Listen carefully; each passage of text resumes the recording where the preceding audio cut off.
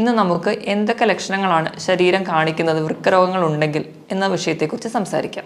രണ്ടാമതായിട്ട്, പുകവലി മൂലമുണ്ടാകുന്ന കെമിക്കൽസ് നമ്മുടെ രക്തക്കൊഴലുകളെ അടിയുകയും അത് നമ്മുടെ ചെറിയ രക്തക്കൊഴലുകൾക്ക് നാശം ഉണ്ടാക്കുകയും ചെയ്യുന്നു. ഇതുവഴി നമ്മുടെ വൃക്കകൾക്കുള്ള രക്തയോട്ടം കുറയ്ക്കുകയും ചെയ്യുന്നുണ്ട്. അതായത് ഒരു 70 കിലോ ഉള്ള ഒരാളാണെങ്കിൽ 40 ഗ്രാം പ്രോട്ടീൻ മാത്രമേ ഒരു ദിവസം കഴിക്കാൻ പാടുള്ളൂ.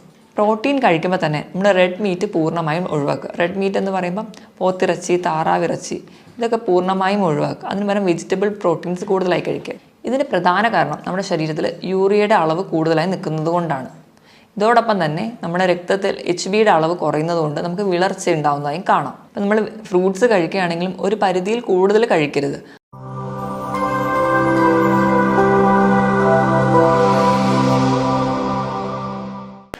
ഹായ്, ഞാൻ ഡോക്ടർ പ്രിയ, Q1 ഹെൽത്ത് കെയറിലെ ഹോമിയോപ്പതിക് ഫിസിഷ്യനാണ്. നമ്മുടെ ക്ലിനിക്കിലൊക്കെ ചില പേഷ്യൻസ് വരാറുണ്ട്. BP കണ്ടിന്യൂസ് ആയിട്ട് മരുന്ന് കഴിക്കുന്നുണ്ട്, പക്ഷേ BP കൺട്രോൾ ആവുന്നില്ല. അതുപോലെ കാൽപാദത്ത്, അതുപോലെ മുഖത്തൊക്കെ നീരൊക്കെ ആയിട്ട്. ഇതൊക്കെ ഒരു പരിധി വരെ വൃക്കകൾക്കുള്ള രോഗങ്ങൾക്കുണ്ടാവാം. ഇന്ന് നമുക്ക് എന്തൊക്കെ ലക്ഷണങ്ങളാണ് ശരീരം കാണിക്കുന്നത് വൃക്കരോഗങ്ങളുണ്ടെങ്കിൽ എന്ന വിഷയത്തെക്കുറിച്ച് സംസാരിക്കാം. നമ്മുടെ ശരീരത്തിൽ ഒരു ജോഡി വൃക്കകളാണുള്ളത്. നമ്മുടെ നട്ടലിനെ 2 വശത്തായിട്ട് സ്ഥിതി ചെയ്യുന്നു. 150 ഗ്രാം ഭാരമാണ് ഇതിനുള്ളത്. നമ്മുടെ ശരീരത്തിലെ മാലിന്യങ്ങളെയൊക്കെ മൂത്രത്തിലൂടെ പുറന്തള്ളലാണ് പ്രധാന ഫംഗ്ഷൻ. ഇതിനായിട്ട് 1 മിനിറ്റിൽ ഏകദേശം 1.25 ലിറ്റർ രക്തം ശുദ്ധീകരിക്കപ്പെടുന്നു. അതായത് ഏകദേശം ഒരു 4 മിനിറ്റ് കൊണ്ട് നമ്മുടെ ശരീരത്തിലെ മൊത്തം രക്തത്തെ ഒരു തവണ ശുദ്ധീകരിക്കാനുള്ള കഴിവ് നമ്മുടെ വൃക്കകൾക്കുണ്ട്. ഈ മാലിന്യങ്ങളെ പുറന്തള്ളുന്നതിന് പുറമെ നമ്മുടെ ശരീരത്തിലെ ലവണങ്ങളെയും അല്ലെങ്കിൽ മറ്റ് ധാതുക്കളുടെ ലെവലൊക്കെ മെയിൻറ്റെയിൻ ചെയ്യാനും, അതുപോലെ നമ്മുടെ വൈറ്റമിൻ ഡി, നമ്മുടെ എല്ലുകൾക്കും പല്ലുകൾക്കൊക്കെ ബലം നൽകുന്ന വൈറ്റമിൻ ഡിയുടെ ആക്റ്റീവ് ഫോമിൽ എത്തിക്കാനും, അതുപോലെ തന്നെ നമ്മുടെ ചുവന്ന രക്താണുക്കളെ ഉൽപ്പാദിപ്പിക്കാൻ വേണ്ടിയിട്ടുള്ള എറിത്രോപോയിറ്റിൻ എന്ന് പറയുന്ന ഹോർമോൺ ഉൽപ്പാദിപ്പിക്കാനും ഒക്കെ നമുക്ക് വൃക്കകളുടെ സഹായം ആവശ്യമാണ്. ഇതോടൊപ്പം തന്നെ നമ്മുടെ BP കൺട്രോൾ ചെയ്യുന്ന ഫംഗ്ഷനും വൃക്കകൾ ചെയ്യുന്നുണ്ട്. ഈ വൃക്കകളുടെ പൂർണ്ണമായ സ്തംഭനം നമ്മൾ പ്രധാനമായിട്ടും 2ആയിട്ട് തരംതിരിച്ചിട്ടുണ്ട്. അതിൽ ഫസ്റ്റ് വണ്ണാണ് അക്യൂട്ട് അല്ലെങ്കിൽ താൽക്കാലികമായിട്ടുള്ള സ്തംഭനം. ഇത് എന്തുകൊണ്ടൊക്കെ ഉണ്ടാവുമെന്ന് നോക്കാം. പ്രധാനമായും എന്തെങ്കിലും അണുബാധകളൊക്കെ ഉണ്ടാകുമ്പോഴാണ് അക്യൂട്ടായിട്ട് കിഡ്നി ഫെയിലിയർ വരിക. മെയിൻലി മലേറിയ അല്ലെങ്കിൽ എലിപ്പനി, ഡെങ്കിപ്പനി തുടങ്ങിയ അസുഖങ്ങൾക്ക് ശേഷം നമുക്ക് കിഡ്നി ഫെയിലിയറുകൾ വരാം. അത് ഒരു താൽക്കാലികമാണ്, പെട്ടെന്നുണ്ടാകുന്ന കുറച്ച് ദിവസങ്ങൾ കൊണ്ടുണ്ടാകുന്ന ഒരു കണ്ടീഷനാണ് അക്യൂട്ട് റീനൽ ഫെയിലിയർ. ഇത് നമുക്ക് പെട്ടെന്നുണ്ടാകുന്ന ചികിത്സകളിലൂടെയൊക്കെ നമുക്ക് കിഡ്നിയെ പഴയ ഫംഗ്ഷനിലോട്ട് തിരിച്ചെത്തിക്കാൻ പറ്റും. ഇനി നമുക്ക് രണ്ടാമതായി കാണുന്നതാണ് ക്രോണിക് റീനൽ ഫെയിലിയർ അല്ലെങ്കിൽ സ്ഥിരമായിട്ടുള്ള കിഡ്നി ഫെയിലിയറുകൾ. അതെന്തുകൊണ്ടൊക്കെ ഉണ്ടാകുന്നത് നോക്കാം. അണുബാധകൾ കൊണ്ടുവരാം, അല്ലെങ്കിൽ ജനിതകമായ മറ്റ് രോഗങ്ങൾ കൊണ്ടുവരാം, അല്ലെങ്കിൽ കണ്ടിന്യൂസ് ആയിട്ടുള്ള സ്റ്റോൺ കിഡ്നിയിൽ ഉണ്ടാകുന്നതുകൊണ്ട്, അതുപോലെ തന്നെ BP, ഷുഗർ തുടങ്ങിയ രോഗങ്ങളുള്ളവർക്കും ക്രോണിക്കായിട്ട് നിന്ന് അത് കിഡ്നി ഫെയിലിയറിലോട്ട് പോകാം. ഇത് നമ്മൾ തുടക്കത്തിലൊക്കെ അറിയുകയാണെങ്കിൽ നമുക്ക് ചികിത്സിച്ചാൽ ഒരു പരിധി വരെ കൺട്രോൾ ചെയ്യാം. അല്ലെങ്കിൽ കുറച്ചുകൂടെ ഡെവലപ്ഡ് ആയി പോവുകയാണെങ്കിൽ നമുക്ക് ഡയാലിസിസിലോടൊക്കെ പോവേണ്ടി വരുന്നുണ്ട്. ഇനി കിഡ്നിയുടെ രോഗങ്ങളൊക്കെ നമുക്ക് എങ്ങനെ തിരിച്ചറിയാമെന്ന് നോക്കാം. അതിന് പ്രധാനമായും നമ്മൾ ചെയ്യുന്നത് ഒന്നെങ്കിൽ ബ്ലഡ് ടെസ്റ്റ് അല്ലെങ്കിൽ യൂറിൻ ടെസ്റ്റാണ്. ബ്ലഡ് ടെസ്റ്റ് ചെയ്യുമ്പോൾ ആദ്യം നമ്മൾ ഹീമോഗ്ലോബിൻ ലെവൽ നോക്കുമ്പോൾ കിഡ്നി കംപ്ലയിൻ്റ് ഉള്ളവർക്ക് ഹീമോഗ്ലോബിൻ്റെ അളവ് കുറഞ്ഞിരിക്കുന്നത് കാണാം. രണ്ടാമതായിട്ട് നമ്മൾ കിഡ്നി ഫംഗ്ഷൻ ടെസ്റ്റ് ചെയ്യും. അതിൽ യൂറിയയും ക്രിയാറ്റിനുമാണ് നമുക്ക് കൂടുതൽ ഇമ്പോർട്ടൻസ് നൽകുന്നത്. യൂറിയയുടെ നോർമൽ ലെവൽ എന്ന് പറയുന്നത് 5 to 20 ആണ്. അത് കിഡ്നി പേഷ്യൻസിൽ കൂടുതലായിട്ട് നിൽക്കുന്നത് കാണാം. ക്രിയാറ്റിൻ്റെ ലെവൽ 0.6 to 1.2 ആണ്. ഒരു 1.5 മുകളിലെത്തുമ്പോൾ തൊട്ടേ നമ്മൾ കുറച്ചുകൂടി ശ്രദ്ധിക്കേണ്ടിയിരിക്കുന്നു. 2 മുകളിൽ പോവുകയാണെങ്കിൽ, 2ന് മുകളിൽ പോവുകയാണെങ്കിൽ സ്ഥിതി കുറച്ച് ഗുരുതരമാണ്. അപ്പോൾ കിഡ്നിക്ക് എന്തോ കംപ്ലയിൻറ്റ്സ് ഉണ്ട്, സീരിയസ് ആയിട്ടുള്ള പ്രശ്നമുണ്ട്. അതുകൊണ്ട് നമുക്ക് വേഗം ഒരു ട്രീറ്റ്മെൻറ്റിലോട്ട് പോകേണ്ട ആവശ്യമുണ്ട്. കിഡ്നി ഫെയിലിയറിന് പ്രധാനമായും 3 കാരണങ്ങളാണ് പറയപ്പെടുന്നത്. ഒന്നാമത്തേത് BP കൺട്രോൾ ചെയ്യാൻ പറ്റാതെ പോകുന്നത്. രണ്ടാമത്തേത് ഡയബറ്റിസ് കൺട്രോൾ ചെയ്യാൻ പറ്റാതെ പോകുന്നത്. മൂന്നാമത്തേത് പാരമ്പര്യമായിട്ട് എന്തെങ്കിലും കിഡ്നി രോഗങ്ങളുള്ള കുടുംബങ്ങളിലുള്ളവർക്കും ഇത് കാണുന്നുണ്ട്. ഇനി നമ്മുടെ കിഡ്നിക്ക് എന്തെങ്കിലും രോഗങ്ങളൊക്കെ ബാധിച്ചിട്ടുണ്ടെങ്കിൽ, അല്ലെങ്കിൽ ക്രോണിക് കിഡ്നി ഫെയിലിയറിലോട്ടൊക്കെ പോകുമ്പോഴേക്കും നമ്മുടെ ശരീരം പല ലക്ഷണങ്ങൾ കാണിക്കും. ഇതെന്തൊക്കെയാണ് ഈ അടയാളങ്ങളെന്ന് നമുക്ക് നോക്കാം. ഇതിൽ ഒന്നാമത്തേതാണ് അമിതമായ ക്ഷീണം. അമിതമായ ക്ഷീണം എന്ന് പറയുമ്പോൾ തന്നെ തളർച്ച, അമിതമായ കിതപ്പ്, അതുപോലെ തന്നെ തലവേദന, തലകറക്കം, അതുപോലെ ഒന്നിലും കോൺസെൻട്രേറ്റ് ചെയ്യാൻ പറ്റാതെ വരുന്നൊരു കണ്ടീഷൻ. ഇതിന് പ്രധാന കാരണം നമ്മുടെ ശരീരത്തിൽ യൂറിയയുടെ അളവ് കൂടുതലായി നിൽക്കുന്നത് കൊണ്ടാണ്. ഇതോടൊപ്പം തന്നെ നമ്മുടെ രക്തത്തിൽ HBയുടെ അളവ് കുറയുന്നത് കൊണ്ട് നമുക്ക് വിളർച്ച ഉണ്ടാവുന്നതായും കാണാം. ഇനി രണ്ടാമത്തെ ലക്ഷണമാണ് ഉറക്കക്കുറവ്. നമുക്ക് നല്ല ക്ഷീണം ഉണ്ടെങ്കിലും നമുക്ക് ഒരു ഡീപ്പ് സ്ലീപ്പ് കിട്ടത്തില്ല, ഒരു മയക്കം മാത്രമേ ഉണ്ടാവുള്ളൂ. ഇപ്പോൾ ഉറങ്ങുകയാണെങ്കിൽ തന്നെ കൂർക്കം വലി ഉണ്ടാവുന്നതായി കാണാം. അതുപോലെ തന്നെ നമ്മുടെ അടുത്ത് കിടക്കുന്ന ആൾക്ക് നമ്മുടെ മൂക്കിൽ നിന്ന് വരുന്ന ശ്വാസത്തിന് ഒരു മൂത്രത്തിൻ്റെ ഗന്ധം അനുഭവപ്പെടുന്നതായി കാണാം. ഇതിന് കാരണവും നമ്മുടെ രക്തത്തിൽ യൂറിയയുടെ അളവ് കൂടുതലായി നിൽക്കുന്നത് കൊണ്ടാണ്. മൂന്നാമത് നമ്മുടെ ശരീരം കാണിക്കുന്ന ഒരു ലക്ഷണമാണ് സ്കിന്നിനുണ്ടാവുന്ന ചേഞ്ചസ്. സ്കിന്നിന് പ്രത്യേകിച്ച് ഒരു കോസ് ഒന്നും ഇല്ലാതെ സ്കിന്നിന് ഭയങ്കരമായിട്ട് ചൊറിച്ചിൽ വരാം. പ്രധാനമായും നമ്മുടെ കാൽമുട്ടിന് താഴെയുള്ള ഭാഗത്താണ് ചൊറിച്ചിൽ കാണാറ്. ഇപ്പോൾ ഡയബറ്റീസും കൂടെയുള്ള കിഡ്നി പേഷ്യൻസിനാണെങ്കിൽ ഇതിൽ കാലിൻ്റെ ആ ഭാഗത്ത് കറുത്ത നിറം കൂടി കാണാം. ഇതിന് കാരണം മൂത്രത്തിലൂടെ നമ്മുടെ പോയിസണസ് ആയിട്ടുള്ള സബ്സ്റ്റൻസ് ഒന്നും പുറന്തള്ളാതെ അത് നമ്മുടെ രക്തത്തിലായി തന്നെ നിൽക്കുന്നത് കൊണ്ടാണ് ഇങ്ങനെ ചൊറിച്ചിലും അതുപോലെ ഈ കറുത്ത നിറമൊക്കെ കാണുന്നത്. നാലാമതായി ശരീരം കാണിക്കുന്ന ഒരു ലക്ഷണമാണ് ഇടയ്ക്കിടയ്ക്ക് മൂത്രം ഒഴിക്കാനുള്ള ഒരു ടെൻഡൻസി. പക്ഷേ നമുക്ക് മൂത്രം ഒഴിക്കാനൊക്കെ പോയി ഇരുന്നാലും മൂത്രം പോകത്തില്ല. ആ ഒരു ടെൻഡൻസി മാത്രമേ കാണിക്കുള്ളൂ. ഇത് കൂടുതലായും കാണുന്നത് രാത്രി സമയത്താണ്. അഞ്ചാമതായി കാണുന്ന ഒരു ഫീച്ചറാണ് മൂത്രത്തിൽ കലക്കലായിട്ട് കാണുന്നത്. അതായത് നമ്മുടെ മൂത്രത്തിൽ ബ്ലഡ് കൂടി മിക്സ് ചെയ്തിട്ട് പോകും. ചിലപ്പോൾ മൂത്രം ഒഴിക്കുന്നതിൻ്റെ തുടക്കത്തിൽ കുറച്ച് ബ്ലഡ് പോകും, അത് കഴിഞ്ഞിട്ടായിരിക്കും മൂത്രം പോകുന്നത്. അല്ലെങ്കിൽ ഒരു കലങ്ങിയ സ്റ്റേറ്റിലായിരിക്കും കാണുക. നമ്മൾ ചെളി വെള്ളത്തിൽ കുഴച്ച പോലെ ഒരു കലങ്ങിയ അവസ്ഥയിൽ ആണ് യൂറിൻ പോവാറ്. നമ്മൾ എത്ര വെള്ളം കുടിച്ചാലും ഇതൊരു കലക്കലായി തന്നെ തുടരുന്നെങ്കിൽ അതെന്തെങ്കിലും ഒരു കിഡ്നി ഡിസീസ് ഉള്ളവരിലാണ് കൂടുതലായും കാണുന്നത്. ആറാമതായി കാണുന്ന ഒരു ഫീച്ചറാണ് മൂത്രത്തിൽ പതയായിട്ട് കാണുന്നത്.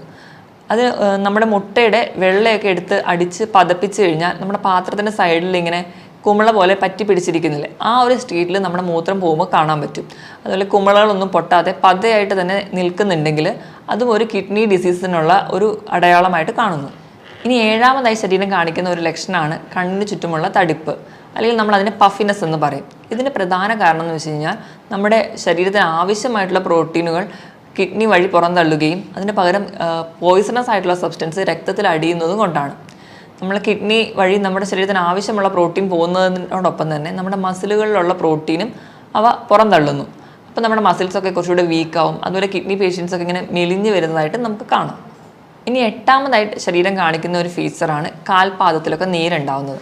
ഇതിന് പ്രധാന കാരണം എന്ന് വെച്ചിട്ടുണ്ടെങ്കിൽ നമ്മുടെ കിഡ്നിയുടെ എന്തെങ്കിലും ഡിസീസസ് വന്ന് കിഡ്നി ഫെയിലിയർ ആയിട്ടുണ്ടെങ്കിൽ നമ്മൾ വേണ്ടത്ര രീതിയിൽ ബ്ലഡൊക്കെ ഒന്നും പ്യൂരിഫൈ ചെയ്യാതെ പോകും. അപ്പോൾ ഈ ഫ്ലൂയിഡ് എല്ലാം കൂടി റിട്ടെയിൻ ചെയ്യുന്നതുകൊണ്ട് ഫ്ലൂയിഡ് ഇങ്ങനെ കെട്ടിക്കിടക്കുന്നതുകൊണ്ടാണ് കാൽപാദത്തിന് നീര് വരിക. പല കാരണങ്ങൾ കൊണ്ട് നമുക്ക് കാലിലൊക്കെ നീര് വരാം. ചില സന്ധിവാതങ്ങൾ കൊണ്ടുവരാം, അല്ലെങ്കിൽ യൂറിക് ആസിഡിൻ്റെ പ്രശ്നം കൊണ്ടൊക്കെ വരാം. പക്ഷേ ഈ നീരും നമ്മുടെ കിഡ്നി ഡിസീസിനുള്ള നീരും രണ്ടും രണ്ടായിരിക്കും. നമ്മൾ ചിലപ്പോൾ കാല് തൂക്കിയിടുമ്പോഴേക്കും ഈ കിഡ്നി ഡിസീസ് ഉള്ളവർക്ക് നീര് പെട്ടെന്ന് വരുന്നത് കാണാം. അതുപോലെ തന്നെ നമ്മൾ കാല് പൊക്കി വെച്ചതുകൊണ്ട് ഈ നീര് പെട്ടെന്ന് കുറയുന്നതായിട്ട് കാണാൻ പറ്റില്ല. ഇത് തന്നെ വെച്ച് നമുക്ക് ഡിഫറൻഷ്യേറ്റ് ചെയ്യാം, ഇത് കിഡ്നി ഡിസീസസ് കൊണ്ടാണോ അതോ മറ്റ് സന്ധി രോഗങ്ങൾ കൊണ്ടാണോ ഉണ്ടാവുന്നതെന്ന്. ഒമ്പതാമതായി ശരീരം കാണിക്കുന്ന ഒരു ലക്ഷണമാണ് വിശപ്പില്ലായ്മ. നമ്മൾ എത്ര പട്ടിണി കിടന്നാലും നമുക്ക് പ്രത്യേകിച്ച് ഒരു വിശപ്പൊന്നും തോന്നത്തില്ല. അതുപോലെ തന്നെ മറ്റു ചിലർക്കാണെങ്കിൽ ഭക്ഷണം കാണുമ്പോൾ അല്ലെങ്കിൽ ഭക്ഷണത്തിൻ്റെ സ്മെല്ലടിക്കുമ്പോഴേക്കും ഓക്കാനവും ഉണ്ടാവും. ഇതിന് കാരണവും നമുക്ക് ശരീരത്തിലെ യൂറിയയുടെ അളവ് കൂടുമ്പോൾ അത് കിഡ്നിക്ക് മുകളിൽ കരളിനെയും ബാധിക്കുന്നു. അതുവഴിയാണ് നമുക്ക് വിശപ്പില്ലായ്മ ഉണ്ടാവാനുള്ളൊരു കാരണം. ഇനി അവസാനത്തെ ലക്ഷണമാണ് മസിൽ ക്രാംസ്, അല്ലെങ്കിൽ മസിൽസിൻ്റെ കോച്ചിപ്പിടുത്തം. ഇതിന് കാരണം നമ്മുടെ കിഡ്നി വഴി കാൽസ്യത്തിന് കൂടുതലായിട്ട് പുറന്തള്ളുകയും അതുപോലെ പൊട്ടാസ്യം രക്തത്തിൽ കൂടുന്നതും കൊണ്ടാണ് നമുക്ക് കോച്ചിപ്പിടുത്തമൊക്കെ ഉണ്ടാവുന്നത്. ഈ മുകളിൽ പറഞ്ഞ 10 ലക്ഷണങ്ങളിൽ 3 മുതൽ 4 ലക്ഷണങ്ങൾ തുടർച്ചയായിട്ട് ഒരു രോഗിയിൽ തന്നെ കാണുന്നുണ്ടെങ്കിൽ നമ്മളത് ശ്രദ്ധിക്കേണ്ടതാണ്. എത്രയും പെട്ടെന്ന് ഒരു ഡോക്ടറെ കാണിക്കേണ്ടതാണ്. അപ്പോൾ തന്നെ നമ്മൾ യൂറിനും അതുപോലെ ബ്ലഡൊക്കെ ടെസ്റ്റ് ചെയ്ത് കിഡ്നി ഡിസീസ് ഇല്ല എന്ന് ഉറപ്പ് വരുത്തേണ്ടതാണ്. ഇനിയിപ്പോൾ BP അല്ലെങ്കിൽ ഷുഗറോ ഒക്കെയുള്ള രോഗികൾ, അല്ലെങ്കിൽ പാരമ്പര്യമായിട്ട് ഇങ്ങനത്തെ കിഡ്നി ഡിസീസ് ഉള്ളവരാണെങ്കിൽ ഇതിലൊരു 2 ലക്ഷണങ്ങൾ കുറച്ച് കാലമായിട്ട് നിൽക്കുന്നുണ്ടെങ്കിൽ എത്രയും പെട്ടെന്ന് ഒരു ഫിസിഷ്യനെ കാണേണ്ടതാണ്. ഇനി ഈ മുകളിൽ പറഞ്ഞ 10 ലക്ഷണങ്ങൾ ഏതെങ്കിലുമൊക്കെ നമ്മുടെ ശരീരം കാണിക്കാൻ തുടങ്ങിക്കഴിഞ്ഞാൽ നമ്മൾ കിഡ്നിക്ക് വേണ്ടത്ര ശ്രദ്ധ നൽകണം എന്നാണ് അർത്ഥം. അപ്പം എന്തൊക്കെ ലൈഫ് സ്റ്റൈൽ ചേഞ്ചസ് ആണ് വരുത്തേണ്ടതെന്ന് നോക്കാം. ഇതിൽ ഒന്നാമതാണ് ധാരാളം വെള്ളം കുടിക്കുക. ഒരു ഹെൽത്തി ആയിട്ടുള്ള ഒരാളാണെങ്കിൽ ദിവസം ഒരു 3 ലിറ്റർ വെള്ളം കുടിക്കുക. അതായത് ഒരു 15 ഗ്ലാസ് വെള്ളമെങ്കിലും കുടിക്കണം. ഇപ്പോൾ കിഡ്നി ഡിസീസസ് ഒക്കെ സ്റ്റാർട്ട് ചെയ്തു, പക്ഷേ ഡയാലിസിസിലോട്ടൊന്നും എത്തിയിട്ടില്ലാത്ത ഒരാളാണെങ്കിൽ വെള്ളം കുടിക്കുന്നതിൻ്റെ അളവും മൂത്രം ഒഴിക്കുന്നതിൻ്റെ അളവും തമ്മിൽ ഒരു അനുപാതമുണ്ട്. അവരൊഴിക്കുന്ന മൂത്രത്തിൽ നിൻ്റെ കൂടെ ഒരു 600 മില്ലി കൂടി കൂട്ടിയിട്ട് വേണം അവർ വെള്ളം കുടിക്കാൻ. ഇപ്പം 2 ലിറ്ററാണ് ഒരാൾ ഒഴിക്കുന്ന മൂത്രമെങ്കിൽ അവർ കുടിക്കേണ്ട വെള്ളത്തിൻ്റെ അളവ് 2600 മില്ലി ലിറ്ററാണ്. രണ്ടാമതായിട്ട് പുകവലി പൂർണ്ണമായി നിർത്തുക. അതിന് ഒന്നാമത്തെ പറയുന്ന കാരണം എന്ന് വെച്ചിട്ടുണ്ടെങ്കിൽ നമ്മൾ പുകവലി ഉള്ളവരിൽ ഓക്സിജൻ ക്യാരിയിങ് കപ്പാസിറ്റി, ഓക്സിജൻ്റെ അളവ് കുറയുന്നതായിട്ട് കാണാം. രണ്ടാമതായിട്ട് പുകവലി മൂലം ഉണ്ടാകുന്ന കെമിക്കൽസ് നമ്മുടെ രക്തക്കൊള്ളുകൾ അടിയുകയും അത് നമ്മുടെ ചെറിയ രക്തക്കൊള്ളുകൾക്ക് നാശം ഉണ്ടാക്കുകയും ചെയ്യുന്നു. ഇതുവഴി നമ്മുടെ വൃക്കകൾക്കുള്ള രക്തയോട്ടം കുറയ്ക്കുകയും ചെയ്യുന്നുണ്ട്. അതുപോലെ തന്നെ ഈ പുകവലി ഉള്ളവരിലാണ് കൂടുതലായിട്ടും ഇപ്പോൾ കിഡ്നി ക്യാൻസേഴ്സും അല്ലെങ്കിൽ മറ്റ് ഗ്രോത്തുകളും കിഡ്നിയിൽ ഉണ്ടാകുന്നത് കൂടുതലായി കാണുന്നത് പുകവലി ഉള്ളവരിലാണ്. മൂന്നാമതായിട്ട് മദ്യപാനം, അതുപോലെ തന്നെ പ്രിസർവേറ്റീവ്സ് ആഡ് ചെയ്തിട്ടുള്ള ഡ്രിങ്ക്സും സോഫ്റ്റ് ഡ്രിങ്ക്സൊക്കെ പൂർണ്ണമായി നിർത്തുക. ഈ മദ്യപാനം ഒക്കെ ഉള്ളവരിൽ ഇലക്ട്രോലൈറ്റ് ബാലൻസ്, അതായത് നമ്മുടെ ധാതുക്കളുടെയും ലവണങ്ങളുടെയൊക്കെ ബാലൻസ് പ്രോപ്പറായിട്ട് കാണില്ല. അതുപോലെ തന്നെ ശരീരത്തിന് വേണ്ട ആവശ്യമായിട്ടുള്ള വെള്ളം ഈ മദ്യപാനികളിൽ കുറവായിട്ട് കാണാം. അവർക്ക് ഡീഹൈഡ്രേഷൻ കൂടുതലായിട്ട് കാണുന്നുണ്ട്. നാലാമതായിട്ട് അമിതവണ്ണം. ഓവർ വെയിറ്റ് ഒക്കെ ഉണ്ടെങ്കിൽ അത് മാക്സിമം കൺട്രോൾ ചെയ്യാൻ ശ്രദ്ധിക്കണം. അമിതവണ്ണമുള്ളവർക്കൊക്കെ വൃക്കയിലിൻ്റെ മുകളിലുണ്ടാകുന്ന ഓവർലോഡ് അല്ലെങ്കിൽ പ്രഷർ കൂടുതലാണ്. അത് നമ്മുടെ വൃക്കകൾക്ക് പെട്ടെന്ന് രോഗങ്ങൾ ഉണ്ടാവാനുള്ള കാരണമാകുന്നു. അതുകൊണ്ട് തന്നെ അമിതവണ്ണം ഉള്ളവരാണെങ്കിൽ അത് കൺട്രോൾ ചെയ്യാൻ ശ്രദ്ധിക്കുക. അതിനായിട്ട് കൃത്യമായിട്ട് വ്യായാമം ചെയ്യുക. ആഴ്ചയിൽ 5 ദിവസമെങ്കിലും കഴിയുന്നൊരു 45 മിനിറ്റ് മുതൽ 1 മണിക്കൂർ വരെ ചെറിയ തോതിലുള്ള വ്യായാമങ്ങൾ, രാവിലെ എണീറ്റ് നിരപ്പായ സ്ഥലത്തൂടെ നടക്കുക, അതായത് പറ്റുന്ന രീതിയിലുള്ള എക്സസൈസുകളൊക്കെ ചെയ്യുക. ഇത് നമ്മുടെ ശരീരം കുറച്ചുകൂടി ഹെൽത്തി ആയിട്ട് നിൽക്കും. അതുപോലെ തന്നെ വണ്ണം കുറയ്ക്കാം, BP-യും ഷുഗറും ഒക്കെ കൺട്രോൾ ചെയ്യാൻ പറ്റും. അതുപോലെ തന്നെ എല്ലാ ഭാഗത്തേക്കുള്ള ബ്ലഡ് സപ്ലൈ പ്രോപ്പറായിട്ട് നടത്താനും വ്യായാമത്തിന് സഹായിക്കും.